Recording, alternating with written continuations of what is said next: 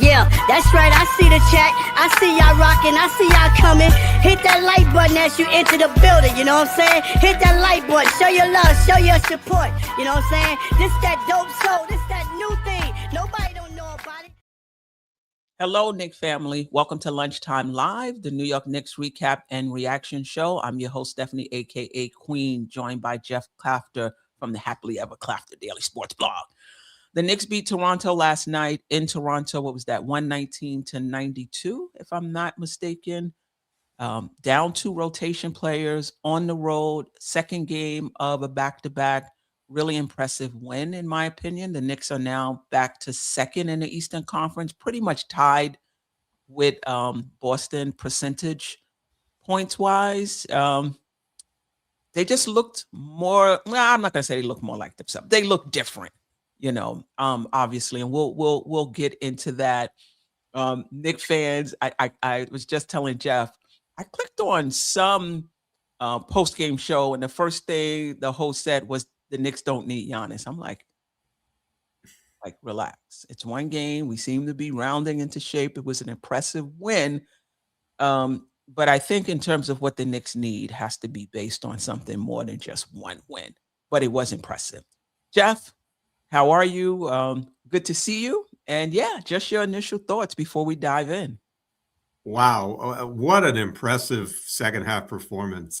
We still haven't played 4 quarters of good basketball, but even early in the season when we were playing well, that was the case. But what strikes me is this is the 3rd time in 4 games where we've allowed a team under 100 points. We've limited a team to under 100 points. And the first 2 were the Kings and the Nets. So it's like, yeah, so what?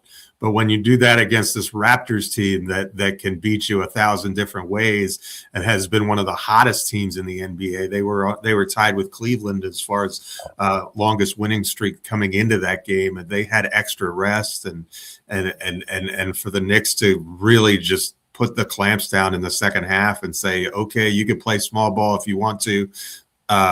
We're just gonna get every rebound and just dominate and not look back. To me, that's an encouraging sign. But what it all comes down to is Wingstop elevated their play in a way that we haven't really seen from all 3 of them at the same time, any rate.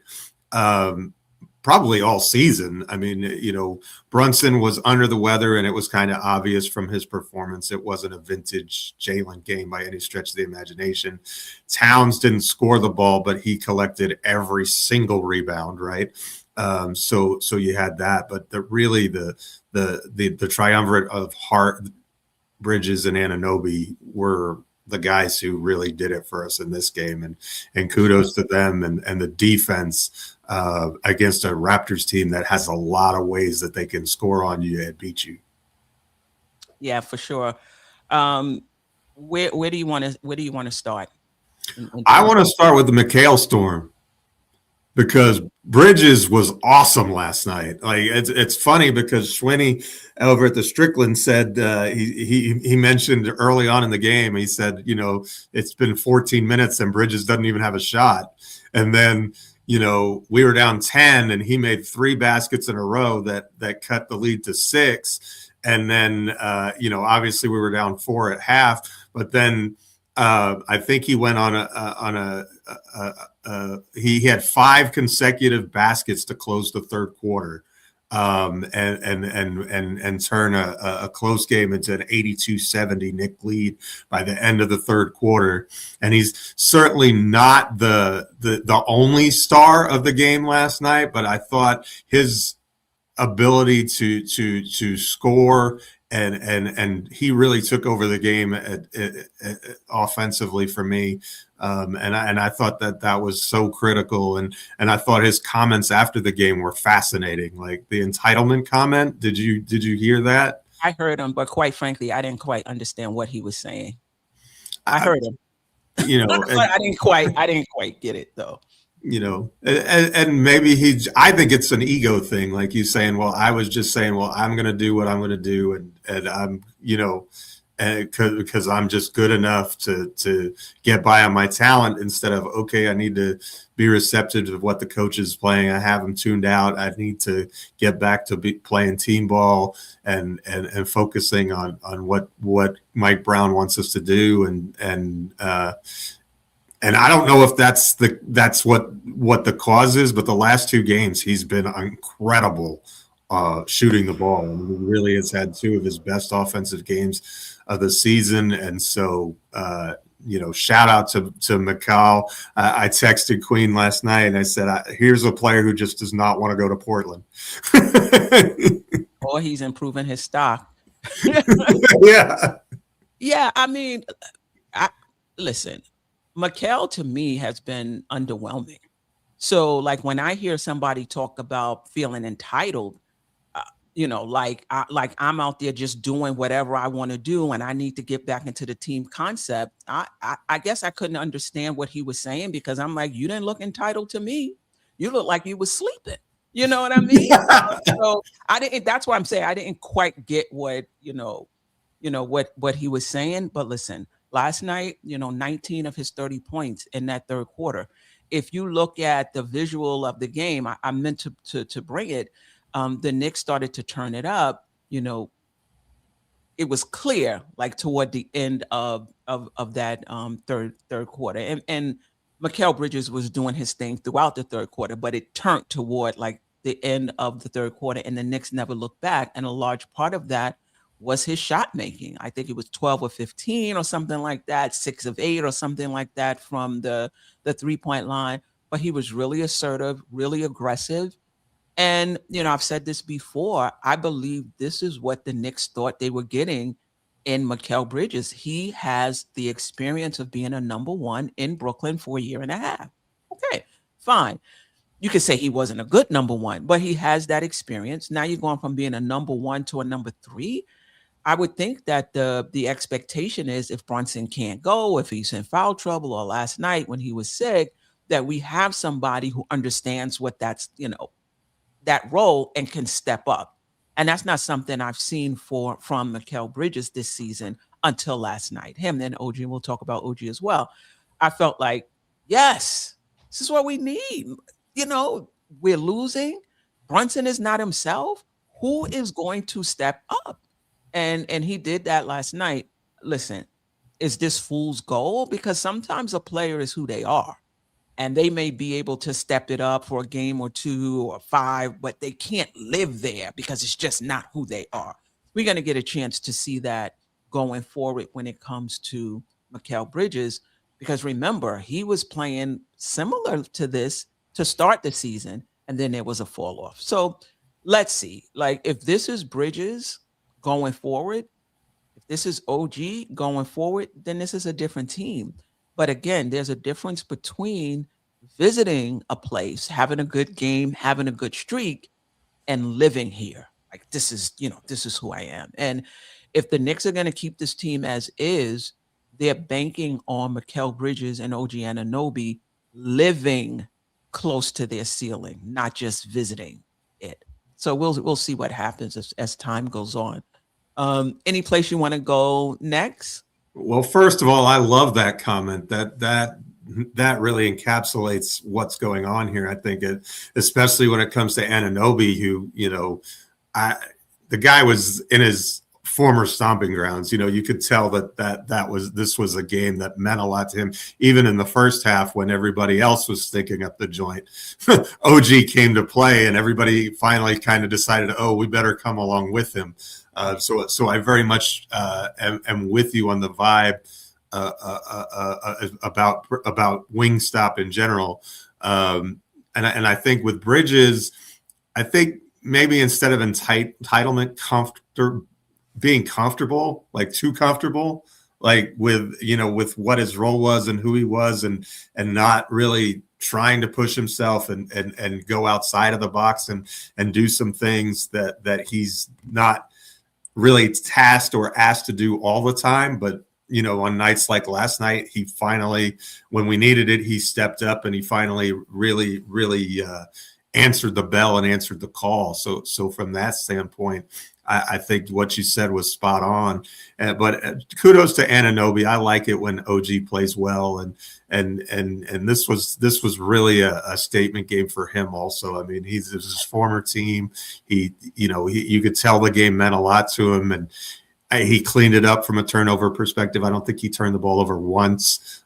He continued his hot shooting from the game before. I think he was 5 for 7 in the win over the Kings, even though he had 8 trillion turnovers. Even when he was called for, even when we had a 24-second violation, he was making the shot at the end in that game, and that just seemed to carry over. The basket was large for him on that night, and we need that. Like during the 2 and 9 stretch, part of our struggles were his struggles, right? He really failed to, his 3-point shooting really went in the toilet during that stretch, and that definitely hurt us a bunch. And last night he was terrific, but again, will the real Slim Shady please stand up, right? Who's the right guy? Which is the one you can expect? Which is the one you can count on and rely on? Obviously, if we get this level of OG and Bridges, we're stomping through everybody, and nobody's going to touch us. Period. But we also we get milk carton Mikal quite a bit, right? We have stretches where OG disappears also, and so I think that therein lies the weakness of this team and the strength of this team at the same time, which is enigmatic, but also kind of what we've experienced in this 29 and 18 season, I think. And you can say those two, their play is the ultimate swing factor in the Knicks being championship contenders. And we'll get into Karl-Anthony Towns in a little bit. But just to piggyback off of what you said about OG, in the first half, he had 14 points. No other Knick was in double figures. Hart was close with 9. And again, it could have been that he was in his old stomping grounds. It could have been that he was a disaster, with the turnovers the game before, or a little bit of both. I thought he came out ready to play, like really attacked the rim, wasn't settling. If you did get an open shot, he took it and made it. 26 points, only 3 rebounds. He hasn't been rebounding well. You're not making me look good as of late, OG. But 5 assists, 6 steals, 2 blocks, and Mike Brown added he had 7 deflections. I think they keep that stat as well. 11 for 8 for 18. I thought OG Anunoby was phenomenal last night, and to your point, we're going to need him to continue to be that if this team decides to stay pat and keep the team as is. I still feel that those two are the swing factor, for us. Let's talk about Hart. I mean, not Hart. I want to talk about Towns, and we'll get to Hart as well. Again, 8 points, didn't score in double figures, 22 rebounds. I believe he had 16 in the first half. But what has become, I think it's been apparent before this, but I thought last night it was just like the stamp that he's not featured in this offense. He's just going to get what he can get when he can get it. So when we were struggling in the first first quarter, particularly, I'm like, they don't have anybody over 6'9". So I'm thinking that, okay, the Knicks are going to run some offense through Karl-Anthony Towns, get him in the box a little bit, see what he can do, because I think the player was if he wasn't a rookie, he was a young player playing center. There was none of that. Nobody seemed to pass him the ball at all until Kolek got in the game. Davis Smith has been pointing that out pretty much every time he's in the chat. And so now I think I'm on board with trading Cat. And I don't want to trade him because I no longer believe in him, because I do. But if as a coaching staff, you're not going to make a concerted effort to use one of the most diverse offensive players to ever play the game. Now, to me, there's a difference between you using him a certain way and him not delivering. 2 separate things. I'm talking about using him. not using him in a way that using him to his talents, and also in a way that would help the team, and that he's now reduced to just being a rebounder and a spacer. Like, that's basically what we can use that $50-something million somewhere else. If that's what you're going to do, that's what you're going to use him for. We can make better use of that money. And if it's not, and we talked about this a lot, if it's not a scheme thing, if this is a Jalen Brunson thing, then he needs to get it together in terms of the execution. It is a wasted asset. And again, this is aside from Towns being inefficient, Towns picking up stupid fouls, Towns making boneheaded plays. All of that is still true. I'm not disputing that at all. But I'm saying, if this is what the coaching staff has decided, this is how Jalen Brunson has decided he's going to run the then we need to just move off of Cat. It's a waste. And it was so apparent in that Toronto game last night. So what is it? That's it. He's just going to, set screens and move out of people's way and just be at the top of the key as a spacer. And listen, I get it. If he's a spacer at the top of the keys, pulling the center out, you got driving lanes, you got passing lanes. I get that. But that can't be his role at $50+ million. It just can't. So if this is what it's going to be, trade him, move him, if you can't find a way to use him correctly. That's just kind of where I am with Cat. That's an interesting take. I like that. I'm wondering, and maybe this is off base too. This is just off the top of my head. I didn't really think about it until you framed framed it like that, which is excellent.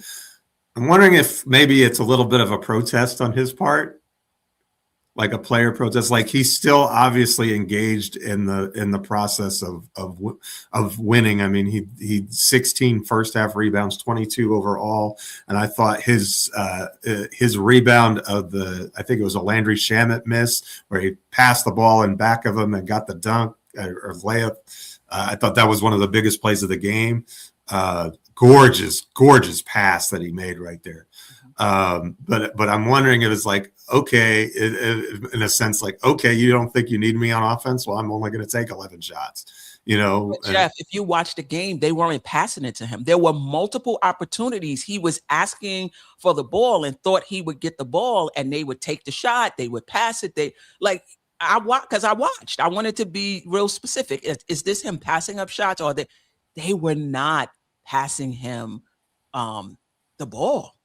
They really weren't. And to me, I felt like, well, kudos to him that he's not allowing that to, impact his energy, in his effort. But they were just not, like, he's just one of the guys. And I'm not saying that he has to dominate the touches every night. But I'm just saying, when you have someone of that skill that you're playing $50+ million to, you got to figure that out, or just move on. But I digress. Go ahead. No, I think that's a good, and I trust your eye on the topic. I didn't pay that close attention to it. I'm seeing even more so in general lately. Do you think that was just a last night phenomenon, or do you think that that's what's been going on for the last month or so? And it's possible because his touches are down. So I don't know. I haven't really paid that much attention to it, other than an ancillary way. Like, yeah, I think Towns needs to shoot the ball more. Like, interesting. Again, he was 3 of 11 last night. Not his best shooting performance, even when he did get the ball. So, from the standpoint of, get the ball to who's hot and who's, being effective, you kind of understand it, for a one game thing. But if this is something that's systematic, as you're claiming here, which I'm not saying is wrong, then I think you may be right that it may be time to say, if you're not going to use him, why, go in a different direction. There's other ways you can utilize that cap space and free to Towns somewhere else, like send him to, I don't know, New Orleans, or, somewhere where he can actually be the star. And because he can be a 1A with his offensive repertoire. And it just seems it seems like in a lot of nights for us, he's second, third option, sometimes fourth option, and last night it wasn't a case of foul trouble. I don't think he committed a single foul last night. So, it's not like he got 11 shots because he only played 16 minutes. He was out on the floor. He had, and it wasn't, it wasn't a case where we didn't play the fourth quarter like it was the other night either. And so it just seems like there's a disconnect between Coach Brown and Cat, and that's problematic. Yeah, I thought. I think it's different. He's definitely not being featured, but last night it was just because no one was taller than 6'9", and in the first quarter I'm talking about, because listen, third quarter, if somebody has it rolling, you're not going to stop the offense to feature Cat. But I mean, in the first quarter, we didn't have it going at all. So that's when I'm saying, do you want to feature him, get him the ball more, maybe put him in the post, see what he can get. And I get it. When you put him in the post, maybe you're sacrificing, passing lanes, but he is the guy. Like, you're sacrificing passing lanes for who? For Mikal and OG to drive to he's the guy, offensively, right? So I don't know. I'm specifically throughout the game, I saw it, but I was specifically baffled in that first quarter when we couldn't get it going. Well, now I'm really curious to see what happens against Portland and the Lakers. Like, that's something I'm going to be looking for. If I get to watch the games, I'm definitely going to have my eye on that and be looking at that going forward, because that's fascinating. Yeah.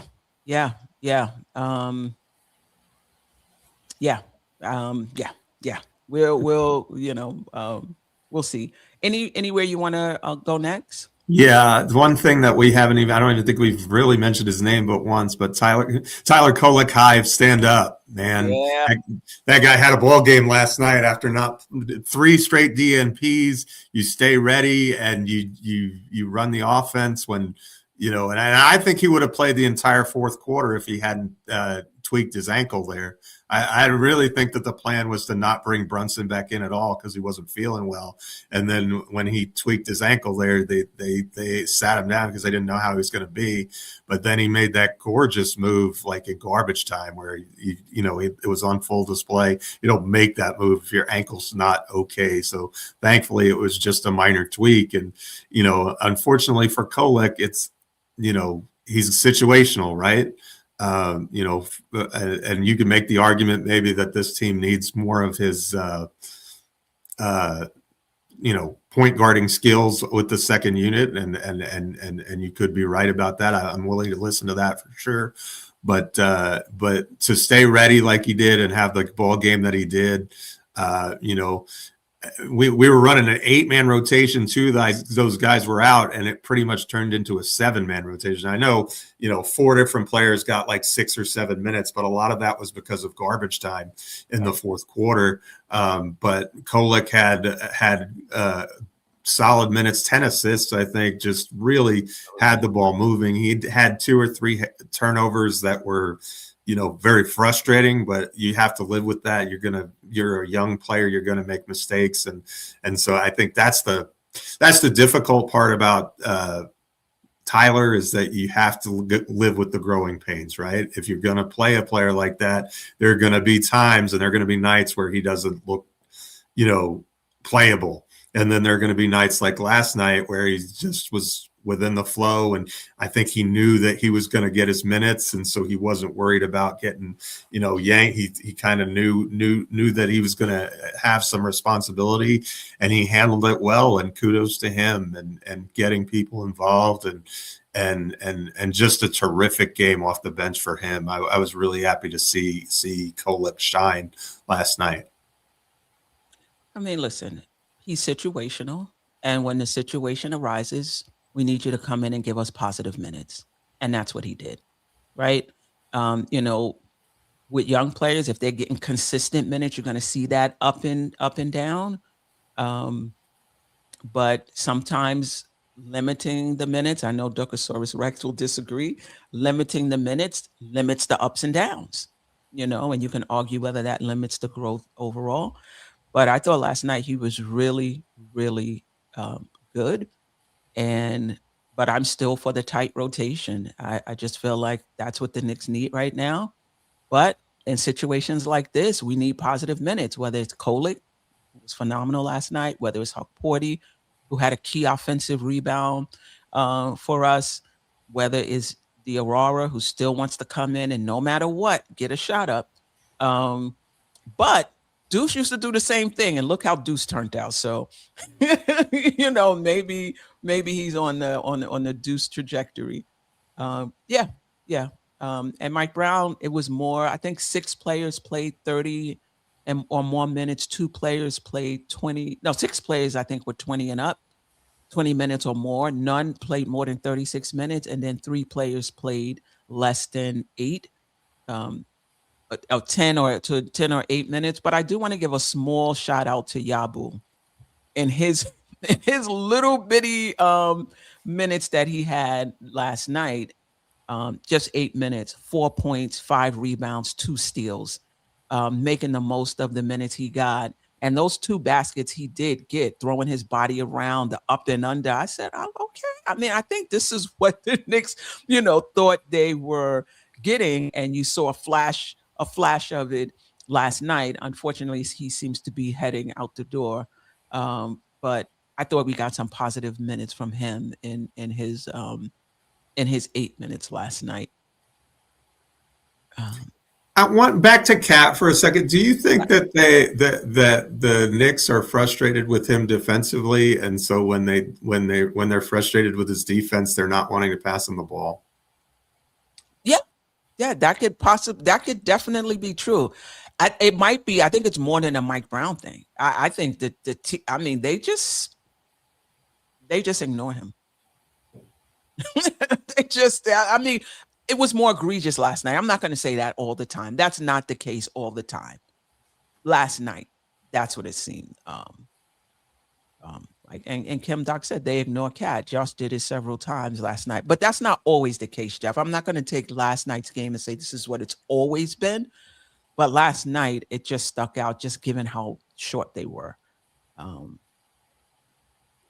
Yeah, we definitely didn't take advantage of in the first half anyway of what would seem like our biggest mismatch on the floor. It was strange decision making, but again, Bridges and OG kind of made it a moot point. But maybe you don't dig yourself that 11-point hole to begin with if you rely on your best offensive player with Jalen subpar, and I think that he clearly was out there and not feeling well. You could just kind of tell that it wasn't his night. Yeah, definitely wasn't his night. I just want to talk a little bit. The Knicks did well, in terms of their shooting last night. They took 11 more shots than Toronto, which is always good, gives you more opportunity. But they shot 500 overall, 36.8 from the field, and 83.3 from the 3-point line. Excuse me, from the free throw line. Though I think they only went to the line 18 times. But defensively, Toronto shot 38% overall, just 27% from the 3-point line. They made their hay with free throws. They got 29. They shot 25th. But don't look now. The Knicks' defensive rating is now 14th. Over the last 5 games, it's 1. It's first in the league. And over the last 10, the defensive rating has been 3rd in the league. However, over the last 5 and 10 games, the offense has just been 18th. And though I like that the defense has gotten better, again, first over the last 5 games, 3rd over the last 10 games, an 18th offensive rating is just not going to do it. But on the season, 13 offensive rating, 14 defensive rating. If we can keep that 3rd offensive rating and our offense even picks it up a little more, I would definitely be happy with that. Just thoughts on the Knicks defense. We'll talk more about it tonight. Their rising defense. And do you think it's at the expense of the offense, or do you just think the offense just isn't clicking and it'll get back to where it was? I don't know. That's a tricky question. I think my first thought on it is that, our best defensive players are not really good offensive players, and our best offensive players are not very good defensive players. So it's kind of tricky to find a balance where you're good at both at the same time, because on the defensive heavy lineups, which we seem to be leaning into of late with Landry and Deuce getting a lot more time and Clarkson pretty much being the invisible man, you're leaning into that defense. Well, as you said, you have to sacrifice some things, right? Those aren't necessarily our most dynamic or best offensive players. So, and then if you're going to lean into the offense, that means that you've got more Cat and Brunson, but you also probably have more of a guy like Clarkson, and that's going to crater the defense, because it's hard. It's impossible to hide three bad defenders, right? You can do it with one. The Knicks are showing that pretty consistently. It's difficult with two, but it's, you can do it in spurts and stretches maybe, but when we're leaning into this defensive lineup, it doesn't have as much offensive firepower, and a lot of that stems, in my opinion, from the fact that we don't have a lot of players who can beat people off the dribble, right? We have, Jalen is adept at that, but other than that, that's certainly not OG's strong suit. Mikal, I'm not going to say Mikal can't do it, just more so that he doesn't do it. Although I thought he had a stretch last night, like his first bucket of the game yesterday, when he kind of, got in the post and hit that little 13-foot patented fadeaway that he likes. I think he can get to that shot anytime he wants to. We just don't see it a whole lot. And again, I think part of it is inconsistency from offensive output from OG and from Bridges that causes a lot of that too. Like they're two of our best defensive players, even though they've had stretches where they've been terrible on defense. Of late they've really picked it up, but they're, you'll get some nights like last night where they're both shooting the ball really well, and you're going to get some nights when, it's Brick City, USA, I haven't looked at it too close, but just my gut feeling tells me that that's kind of where that stems from. Our best defensive units are not great offensively, and our best offensive units are not great defensively. And the other thing is, I think that Deuce McBride's three-point shooting has fallen a little bit, has slipped just a little bit lately. And when his percentages dip, the Knicks are still positive with him in the lineup. He still does other things, but when his three-point shot making isn't elite as it was, probably for, the first, 35, 40 games of the season, I think that gives a big hit to what New York does in terms of efficiency on offense. Yeah. We'll see. I'm holding out hope for the offense, but our defense does need to be better, and I have concerns about whether our offense, if we have those guys who can process once they take away the first few options. I talked about that the other game, the other night. All right. Anything else before we Super chat? Yeah. Anything else before we get to the chat? Nope. All right. Let's get to it. Shout out to Latoria B. Appreciate you, sis. Always rocking with us. Last night, they had 8 straight stops to end the third quarter, and Cat was on the floor for all 8 of those stops. Josh and Cat were on the bench for that run. So in other words, it's not just Cat by himself. It's who he's in the game. But here's the point, I think. The game before against Sacramento, it was Bridges and Towns who were on the bench when we had the big defensive surge and run in the Kings game, right? And so I think that the lesson that we learned from that is you can, when you just have one bad defender on the floor, whether it be Cat or whether it be Brunson, the other four can carry you, and it doesn't necessarily have to be Mikal. You can have, Shamit and Deuce and some combination with Mitch or whatever the case may be. There are a lot of defensive players there. But I think that the key point there is that it's not a Cat or Brunson thing. It's a Cat and Brunson thing, which goes back to your point earlier. If these guys can't coexist and they can't see extended floor time together and be the type of team we want to be defensively, maybe it's time to find somebody else who's a better fit. And if you're just thinking about net, if they are so dynamic off of each other that the offense is just singing when they're in there, that would offset their defense. But that just hasn't been the case. Donald Ford, greetings. Looks like we're returning to form. If so, can we still win the chip? Listen, if OG and Bridges are playing at their ceiling and we figure out what's going on with Cat, I think we can. I just don't think this is who Bridges and OG are game in and game out.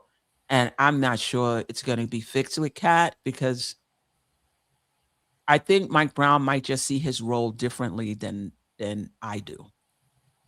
And somebody in the chat said that, he runs a more guard-focused offense. So maybe that's it. Like a player like Cat just doesn't really fit into his system. So for me, Sabonis's stats didn't crater under Brown, though, and Sabonis is as big man can get, and Towns is a more skilled big man than Sabonis, and that's no disrespect meant to DeMontis. He's a terrific player.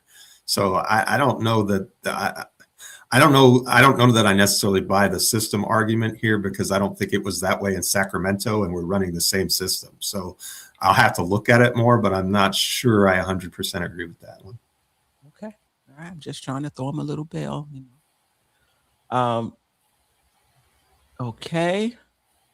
Dwayne Dennis, great win. What's that? Come on, even with my glasses, I got to blow this up a little bit. All right. Calander 05, I hope I said that right. Love the win, showed some grit. Wingstop finally showed up at the same time. Yep. Dorcosaurus Rex. Mike Brown had an idea to force Cat into the Sabonis role before he even got here. Cat is not Sabonis and will never be. Cat being good at passing doesn't automatically make him Sabonis. Okay. Calendar 05, he's not featured in the offense, which is telling. Why trade for the man if you're not going to optimize him offensively? Kim Doc, maybe Mikal finally listened to coaching with regard to driving to the basket. He found his assertion and touch around the rim. Great layup, make it. Listen, I think what's not talked about in that third quarter, I think he had, again, 19 of 30, was just really great in that third quarter. What's not talked about is that he actually got to the foul line.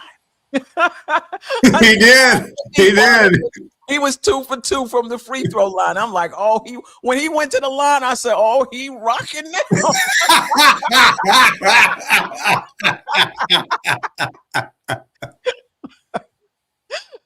So shout out to Bridges. I just want him to live there. He has the skill to, but it's more than that. Rodney, 135.79. Cat has turned into an old man right before our eyes. He's a big man that has no lift. His legs are weak. He has to get back in the gym and work on his lower body strength. But do you feel like, Rodney, that's any different than last year? Like, his body composition to me looks the same. I don't think he had more lift last year than this year. Let me know what you think, Rodney. What's the difference between last year and this year? Because I thought it was body composition wise and athletically, to me, still seems the same. Latoria B, appreciate you, sis. Always rock it. Agreed, but trade Brown, not Cat. You know what I was thinking, Latoya? I was saying if the Knicks trade Cat, be sure that Cat is the problem. Do not trade Cat, particularly if you don't get back a 1A and a 1B, and then next year Brown is out the door. You know what I mean? And then somebody comes in that could have utilized him. Like, just be clear if you're trading him that it's not just Brown's system, that he's just not a good fit with Brunson. And you can make that argument because last year they didn't really play off of each other that well. I just feel like the decision has to be made because you're getting someone better, because you figured they don't fit, not just because of Brown, who could be out in a year or two himself. Yeah. Great. I was thinking about that the other day. All right.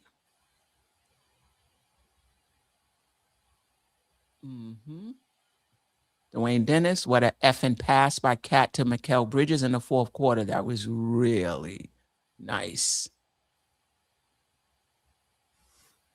Okay, let me see if I'm missing.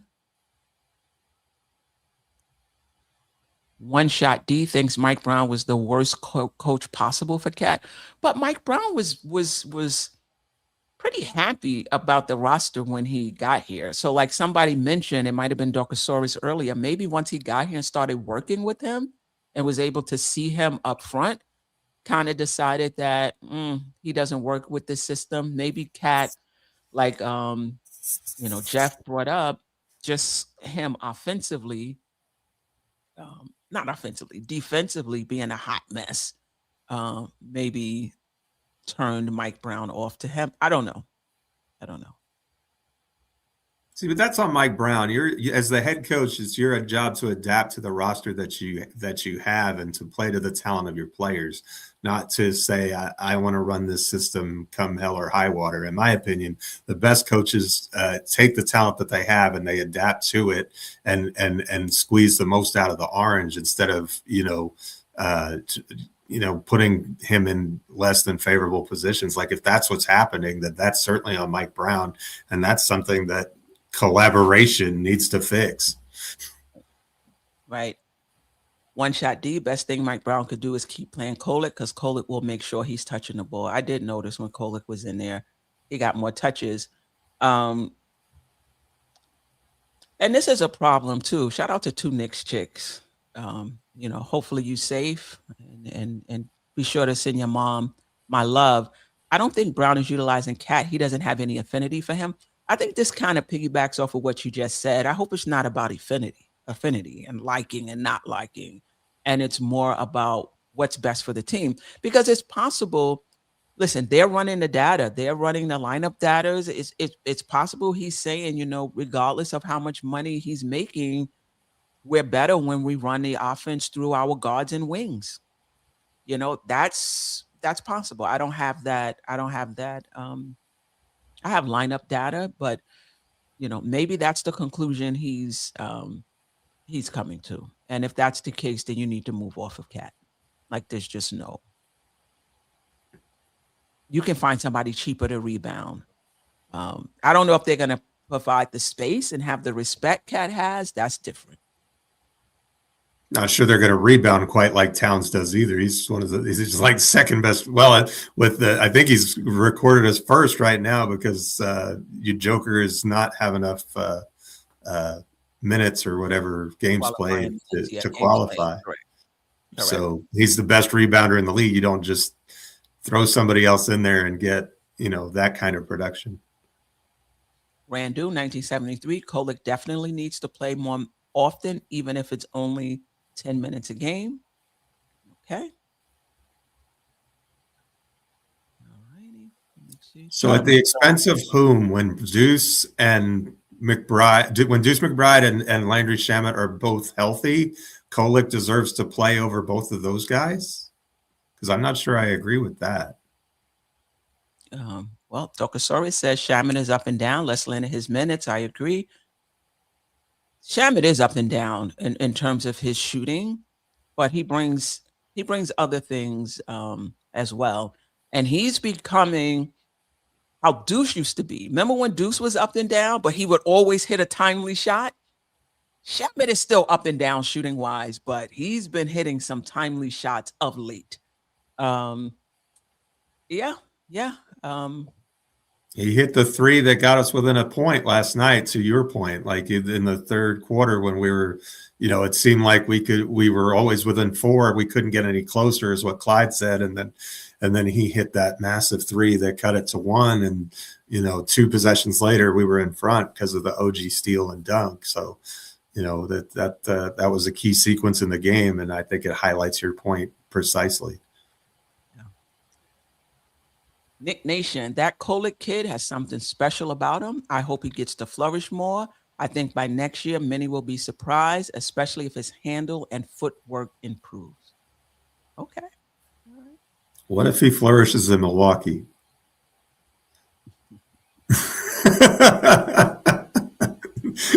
Asking for a friend. Right.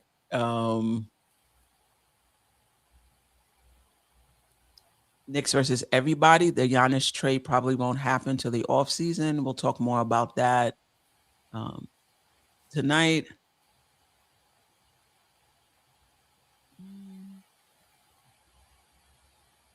The Wingstop. Well, if that's the case, talk more because we need more performances like that. If they bring that lunch pail and hard hat to the game every game, we will not be stopped. Right.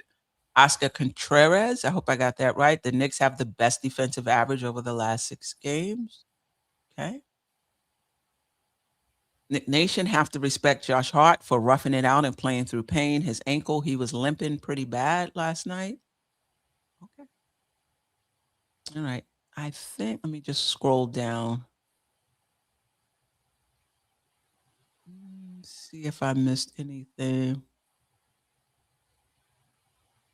Okay. I don't really. Okay.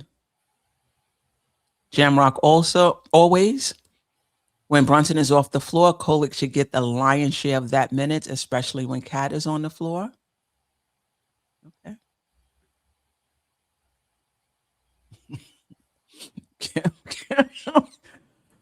Oh, turning a second or third team All-NBA player into a bum is coaching malpractice. Get Cat easy buckets, value him while we have him. Yeah, I mean, listen, I don't know if this is all Mike Brown, but like, yeah, come on. Lady and the Chef, I am back in the States. We will be back on live stream. Yes. Looking forward to that, sis. Looking forward to that for sure. Nick Nation, let's pay attention to Mikal Bridges moving forward and see if he is more consistent and flowing better on offense and defense now that he is verbally saying he is more on board with the coaching. I just don't understand that. Mike Brown is who, I don't know if he wanted Mike Brown, but every time he gets an opportunity, he talks positively about Mike Brown. He came out under Mike Brown's system to start, and he was on fire. Setting the world on fire. That's basketball. So I'm not sure about this entitlement, not wanting to be coached thing. Maybe that's an inside thing that I guess we're not supposed to understand. Like, I didn't quite get it. All right.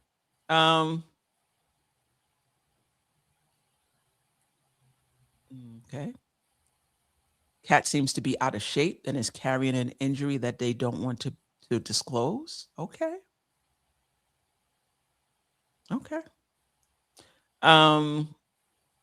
Yeah, we didn't talk about Josh Hart.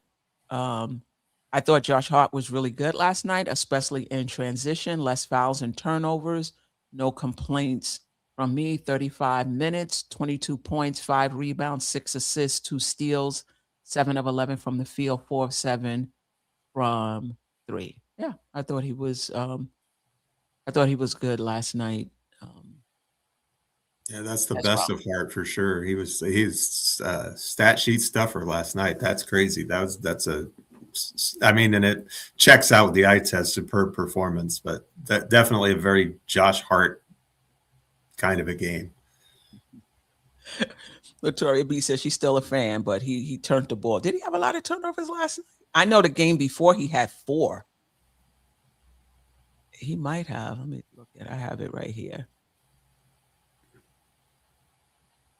Yeah, he had 2. He had 2 last night. Turnovers last But sometimes when you're focused on that, those are the only 2 plays you'll remember. I know I get in that. Sometimes. He turned the ball over 800 times last night. No, he turned it over twice, and those are the only 2 plays in the whole game that you remember. You know? Right. Cat with 0-5. We've all got miracles, large and small. Right. So we're on tonight. We're going to talk about, we'll talk about the Giannis trade. I don't think we've had an opportunity as a group to weigh in on that. So we'll talk about that in the midst of just what the Knicks need for the trading deadline in general, given the 4-game winning streak, how they performed last night. Should the Knicks just bet on keeping this team the same? We'll talk about that tonight as well. Any last words, Geoff? Just always a pleasure. Last night was that second half was fun to watch. It was the most joy I've had a Knick game for a while, because we beat a really good team in their own building on the second night of a back-to-back. And, I had an old teacher who used to say, no excuses means no excuses, right? You have to go in, and whatever the circumstances are, you don't get to change them. All you can do is perform and play. And we had enough talent to get the W last night, and they went out and they seized control of the game, and they took it to a Toronto team that had won 4 straight. So kudos to them. Yeah, number 6 defensive team in terms of net rating in the league. Not a great offensive team. Probably, I think they were 18th offensive rating coming in. So not a great offensive team, if I'm not mistaken. I could be mistaken. People gonna be at me in the chat on the replay game. Yeah, Toronto this morning 21 in offensive rating. So I think last night they were like 18. So not an offensive juggernaut, but really good net rating because of their defense. And I think this is the 3rd straight game the Knicks have held an opponent under 100 points. Now, 3rd of the last 4. The Sixers scored more than 100. Okay, right. And some of it was, I think the Knicks defense had something to do with it, and some of it is that those teams just weren't either great teams or great offensive teams. But not taking anything away from the Knicks after riding through that 9 out of 11 losing streak. Anyway, appreciate everyone in the chat. Appreciate the replay gang. Appreciate the silent listeners. Tonight, 9 p.m., the collective is on. And as you know, we always try to get the chat involved. So whatever you have to say, be there tonight. And I'll definitely highlight it. And if I get an opportunity, bring it onto the screen so we can discuss it as a panel. Until next time, family. Peace. Sister, you one of a kind. Yes. Oh, sister, it's time you That's shine. her. Don't so. Where you at? Where you at? Don't so.